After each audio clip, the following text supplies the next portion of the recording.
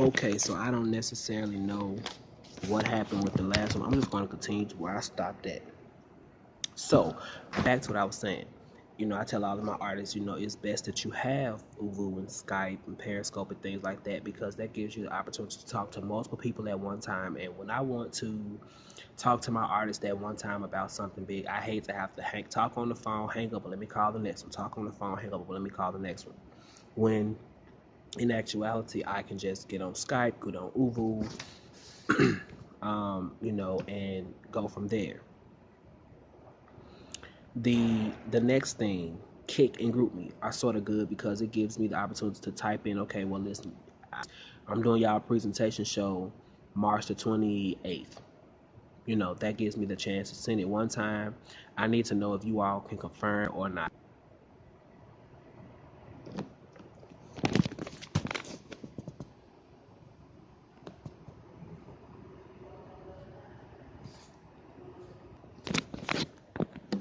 I don't know what's going on with my camera today. Yeah, I'm have to go get that. I really don't want no iPhone, but I may be forced to get that thing. Okay. So, so Kik and GroupMe are sort of helpful as well when it comes down to things like that. And then you have your music media sites now. SoundCloud, iTunes, Spinrilla, Spotify, Amazon Music, Apple Music, eMusic, Google Play, Groove, Reverb Nation, Pandora, Napster, Rhapsody, Tidal, Angami, Deezer, Claro Musical, Juke, Shazam, Grace Note, Kanjion. They say they no longer have Vine, but just music sites in general. And the list goes on. The list goes on. So that's basically marketing and public relations. So let's do a quick recap. You have your promo, which is photo shoots, trailers, commercials, paraphernalia, radio, television, advertising. And then you have social and music media. Of course, Facebook, Twitter, Instagram, Snapchat, YouTube, Ubu, Skype, Periscope, Kik, GroupMe, SoundCloud, iTunes, Spinrilla, Spotify, you name it, whatever it is. It's a bunch more. So let's go to the next one. The next one is appearances and performances. As underground artists, as independent artists, as up and coming artists, all shows that you do or that you're booked for will not be paid. But this is how you do that. If you want to get paid for doing a show, if they're not going to put money in your hand, so let's say you do a show, I have to always relate back to home. So I know a lot of people back in Memphis who love to do showcases. Every time you turn around, it is a showcasing. A lot of people, were telling me, because, I'm not a showcase fan. Like, if I go, I'm going to literally scope out and see who has the potential, who's willing to actually learn the business aspect of it. That's just me. I know I'm dark, y'all. Please forgive me for being so dark. They say the blacker the berry, the sweeter juice. The lighting is horrible in here, and this is the only place I can actually sit down and plug up the laptop, plug up my phone, and this table's here, and it's quiet. So please forgive the darkness. The next series of videos will not be as dark, but bear with me. It's really not about how I look. It's really about the information that I'm giving you all. So I just want to make sure I keep throwing that disclaimer out to y'all. Please forgive, the darkness of the lighting in the room. Because if I was light-skinned, you probably wouldn't see me that well either. But this is what you do. So when it come down to book shows, period. Back to the showcase thing. So I know a lot of people who they adore showcases. Like every time, I'm finna do this showcase, I'm doing this showcase. And if you're constantly losing the showcase, it may not be you. It could just be a lot of times showcases, the winners are based upon favoritism. The winners are based upon who you know. So this is how I look at it when it comes down to doing a book show. If somebody book you for a show and it's home, and they're telling you, okay, well, this is not for charity, but I'm doing this show and I want you to perform. Well, how much am I getting paid? Well, in the budget, I really can't afford to pay you. So this is what you then ask them. Well, first things first, what is the promo? Because if you're not going to pay me, I need you to let me have 100% control over promo regarding me. You can promote me on your sites and, by your means of marketing, but I need you to allow me to have 100% control over marketing for myself for this show. Another thing, depending upon the venue, the location, well, what can you compensate me with? What can you accommodate me with? I received a contract yesterday, and I absolutely loved the way they had it, you know, planned out to book the artist. They was like, well, all we want is, $150 to $200 to actually be booked. Um, but you know, what are the hotel accommodations? What are the travel accommodations? As far as food is concerned, what can I like? This is what the artists eat. So I had one contract that said we need a 12 pack of Dasani water. We need cranberry juice. We need I think it was like I want to say it was like a 10-piece honey gold. It could have been 10-piece lemon pepper chicken per artist, and it was a it was a male group, and I was like, boy, where y'all been? I've been looking for y'all. Shout out to Official. Shout out to Ecstasy. Y'all boys, them boys can sing. So what can you accommodate me with? If you're not going to pay me, I don't want to have to spend any money. But I tell my artists, like, I don't work for free. So even if I put $100 in your pocket and say, well, thank you for performing for my event, I'm also going to provide you with housing for the situation, with transportation for the situation. When I say housing, it's my hotel, or if you have to crash at my crib, it doesn't matter. But here's something. So here's your food voucher. So, here's what you can expect to eat. Now, when it come down to my artists, my artists don't have to worry about finding no food, because I love to cook. I love to eat. I'm not this big for no reason. Shout out to Deborah Gross and Murder Adams for putting all this meat on my bones. Those are my godmothers, by the way. When I tell y'all, they taught me everything I know. Oh, and Davin Norwood from Carver High School, class 2010, Mr. Carver. Woo woo, what's up? So, um, you know, there are other ways of being paid. Now, at some point, you have to realize that I cannot just constantly accept accommodations. I'm going to need some sort of pay. But I tell my artists, I'm not going to work for free. I'm not going to have you working for free. The only time you're going to catch me working for free is if I'm doing something for charity, which everybody who knows me knows that my charity of choice, or not charity, but the organizations that hold so dear to my heart are, the Ronald McDonald House in St. Jude. Um, I have a history, a 10-year history almost. Well, no, this year make 11 years that I have a relationship with the Ronald McDonald House and St. Jude. They can call me right now and say, Robert, we need you to come and put on a show for these kids. I'm telling all my artists, I have to pay you out of the business budget, but I can't pay you from them. But come on, let's do this show. It's not optional, it's mandatory. And that's another thing. A lot of artists feel like, well, everything is optional. No. When you're in this industry, nothing is really optional when it comes down to performing. If you want it, you're going to have to go out there and get it, point blank, period. Guest appearances and hosted events. A lot of times, they'll book you to just host their event, and they'll, if you're hosting the event, they'll probably give you the opportunity to, if you sing a couple notes. If you rap, hit at least, don't do a full 16 bars. I'll give you 4-5 bars, maybe 8 bars, but don't do a full 16 bars. And a lot of times, just guest appearances, come in, show your face. And all of that goes back to promo and things of that sort. And at the end, a tour. Every tour that you go on, you will not be the headliner of that tour. Sometimes there are tours where there is no headliners. Personally, I love a tour where there is no headliner, because I can have a set of 5 to 7 people, and each night I can have 2 or 3 people get on stage, simultaneously. Okay, well, tonight this is your night. Tomorrow night this is your night. The following night this is your night. The next day, everybody rest. The next time we get on stage, you get this shot. You get the chance. So, Tours is where you really will 9 times out of 10 make a nice chunk of money.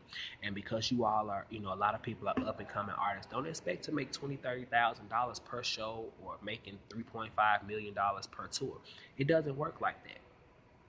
Sometimes you literally have to say, okay, well, I'm getting paid $5,000, $7,000 to do this 6 week tour. Um, I'm on it.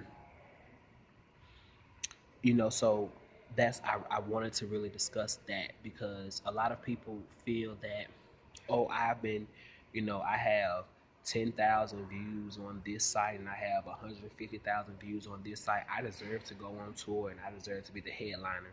It doesn't work like that because I'm not going to take you on tour in a different state and don't nobody know who you are, period.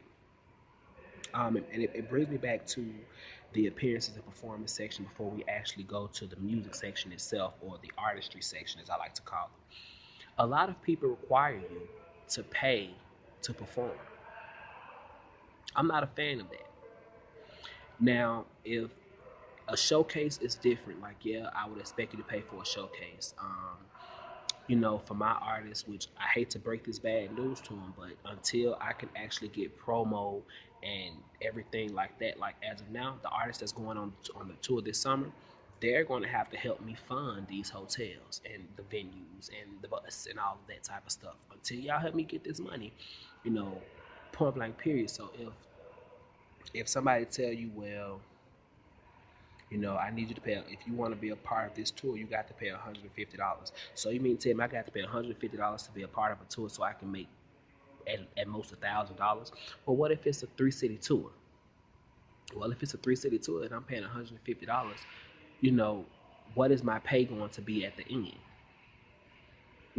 Sometimes it's good to clear all of that stuff up from the beginning. So I'm not a big fan on paying to perform unless it's a showcase. Or unless it's pay worthy. But if I have you to pay, like if I have any artist to perform and I tell them, okay, well, it's going to cost you this much money to perform, you best believe you're not paying to perform, you're paying for the promo, you're paying for the video, the photo shoot that you'll be required to take. You're paying for the shirts and the hats and all of that stuff that the thank you packet that you'll probably receive at the end. You're going to help pay for printing and things of that sort. But if I take you, let's say I do a tour in Columbia, Myrtle Beach, and Charleston, those three cities. And I'm taking, I solicit for at least 4 artists. Or matter of fact, since it's 3 artists, I'm soliciting for, I'll solicit 3 artists. I'm not putting you in no separate rooms. That's not going to happen. Number 1. I will, however, put you in a big suite. Well, the suite, it'll probably have a bedroom separate from the living room, separate from the kitchen area. And the bedroom will have 2 nice sized beds in it.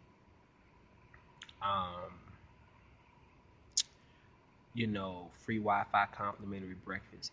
But all of that is a part of the tour's budget. So if I tell you, okay, well, I want you to pay, I'm telling you, well, this is what you're going to be paying for. You're going to be paying for the promo aspect of it. You're not paying for the performance. You're paying for the promo aspect of it.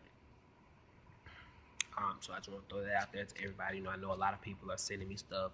Robert, I want your artist to be a part of this, but it's a $200 fee. And I'm like, well, sorry, if you can't pay that $200 fee because, what is a $200 fee for? And it's for the hotel, it's for this, it's for that. Well, why would you sit up here and offer this opportunity for them if it's yours?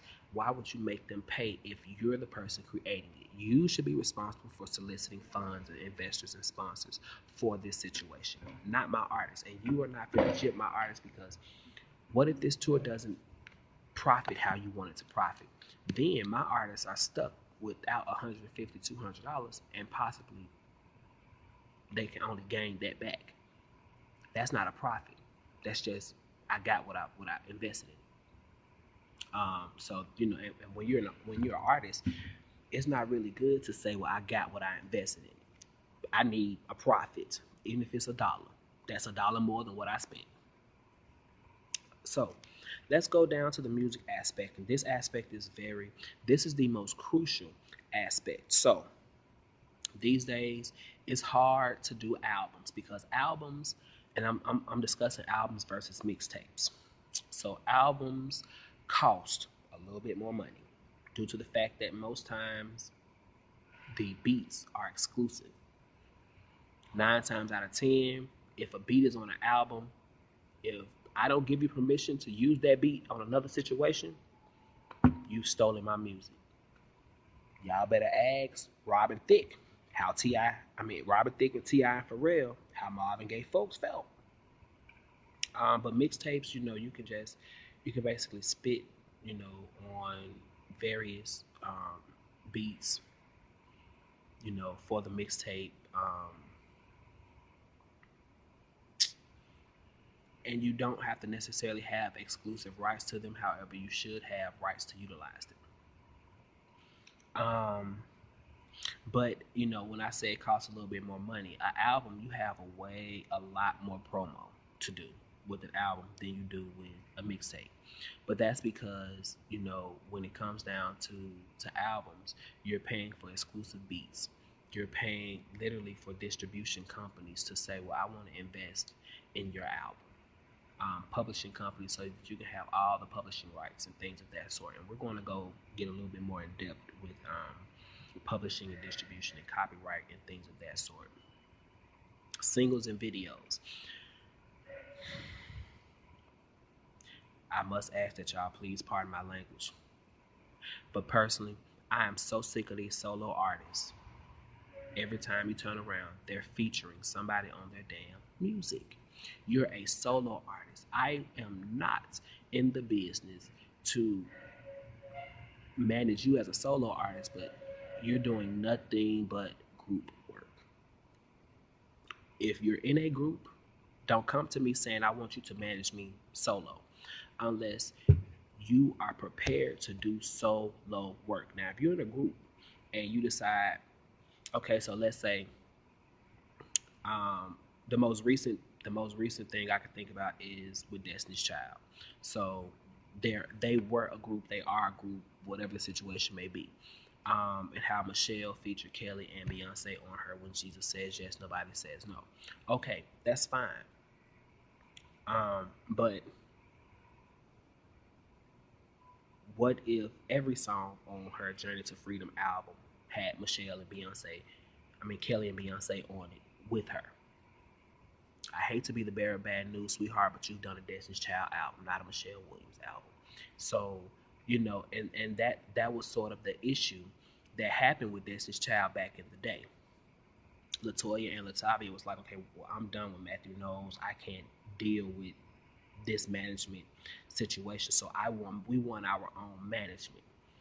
That causes conflict and it causes commotion and confusion within the group, because if you have your own manager and they have and the group has its own manager, well, what's going on group wise? Because group wise, everything still would have fallen on the original manager. But so you're saying, oh, well, I'm not going to do this show. My manager told me not to do this show. It causes conflict and confusion. So when it come down to singles, release your singles. Shoot videos for your singles. Features. Only features are for special songs. These days, everybody, who want to get on this fire track with me? Are you listening to yourself? Fire track. You're not even that good of an artist to be trying to say you need 1,000 people on your track. First and foremost, I'm not DJ Khaled. You ain't Jay-Z. You ain't Yo Gotti. You ain't Future. You ain't T.I. and whoever else was in the video, because everybody may not have seen it on the song. But I'm not DJ Khaled. You ain't Chris Brown. You're not Jeremiah. You're not August Alsina. You're not Future. You're not Rick Ross. What are you doing? What are you doing? You're a solo artist.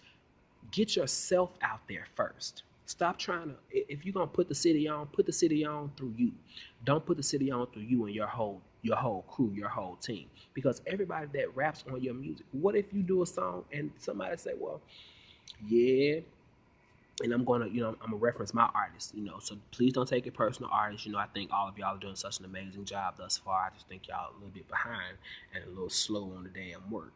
But what if, what if Chili Parker do a song and he have, I'm trying to think of. Okay, so what if Chili Parker do a song? Because I wanted to make sure that I said a good name, somebody who I know got some good verses for this particular situation. Not saying they don't have good verses, but what if Chili Parker does a song and Trebo was a part of that song? But what if Trebo verse is a little harder than Chili Parker's? Everybody, I'm like, oh wow, I like the song, but I'm just really listening to it for Trebo part. But that's not Trebo's song. You see what I'm saying? And it's gonna be like, well, shit. Well, tonight, ladies and gentlemen, we have Chili Parker performing. Oh, he better not perform that song without Trebo. Like, really, really. Like, but it's his song, though. So, it's not that I want to discourage you from getting people and others involved in trying to, if you're going to have a come up right. But you can't be sinking and sinking sand trying to pull somebody else up. Sometimes you have to actually get up so you can say, okay, well, I'm doing features on my very next mixtape. I'm doing straight features. Everybody will get a song on my mixtape. That's cool. We can do that. Chalk it up to the game. Producers. Me personally, I feel like if you're going to choose a producer, first of all, you should not be confined to just one producer or one hit maker or one beat maker or whatever people call themselves, because everybody has a different name for the talent. It's the same damn job. Everybody produce beats. So it's cool, to have, in my opinion, it is cool to have various producers on your mixtape, on your album, on your body of work, your EP, your LP, or whatever the situation may be, because it gives, if you're gonna bring somebody up, that's who you need to bring up first. Don't try to bring somebody up in the same arena as you. You know, do you think Jay-Z was bringing up Kanye? Hell no. Jay-Z said, let me go and do what I got to do now. Kanye, come on along this way. You know, um, you know, ain't none of y'all Dr. Dre and NWA. Ain't none of y'all P. Diddy and Bad Boy. Ain't none of y'all Jermaine Dupri and So Def. It doesn't. You're not. Not to down you, but speaking realistically, you're not them. You want to get where they are. So in order for you to get where they are, stop telling folks, "Oh, I'm finna go into the studio. Y'all come, pull up at the studio. Come on, get in the booth." Okay, well, I hate to say it, but everybody is not as good as you, and you're not as good as everybody else. And if I was doing a song, I'm not gonna put nobody on my track that could possibly kill me. Sorry, won't do it. But I will use this producer for these few songs, this producer for these few songs, this producer for these few songs. It gives the producer the opportunity to get out there, because that producer can possibly say, well, I tell you what, since you did this, I'm willing to, for your very next body of work, I'm willing to throw you a few songs, either at a discounted price or hell for free. Just as long as you credit me, I'm good. So that's really how it is. And it irks me because I hear the same thing. Oh, I want this one producer on my entire body of work. But you're taking money out of somebody else's mouth. But as soon as that producer was to come up, and you go to that producer and be like, well, yo, throw me some tracks. And that producer, well, you could have had me back in the day when I wasn't popping, but now that I'm popping, back then you didn't want me. Now I'm hot, you won't get the fuck up off me. That's why I said, excuse my language, y'all. So you have to, think about that. So another thing, studio time. If all you're doing is in the studio, you're not doing nothing. Have your moments where you're in the studio. Have your moments where you're out of the studio. Um, so be mindful. Like, have your moments where you're in the studio, but you're not accomplishing anything if you're in the studio 24/7. Where's your promo? You know, why are you not going to schools? schools and churches and community centers and organizations and different events throughout the city, not just the club. God damn, I get so sick of everybody going to the club. Like, if that's the only place you can make money, you're not trying to make money. Because you can make 200 and 300 at this club when you can probably go to this college auditorium and make $2,000-3,000. So think about it like that. But studios are, it's good to be in the studio to get your studio time, but you also need to be very aware that studios is not the only place that you can be. Release party. So, you have a listening party, you have a release party. I look at it like this. Everything that you do not necessarily need a release party. You can have a listening party. But I feel like your very first body of work, you should have a release party, because it lets people know that this is the stuff that I have actually released.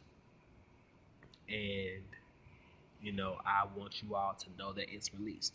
You can do a listening party. Well, these are a few songs that I just want y'all to listen to and tell me, what you think before I actually release my album. A lot of people charge for listening parties and release parties. I love that idea.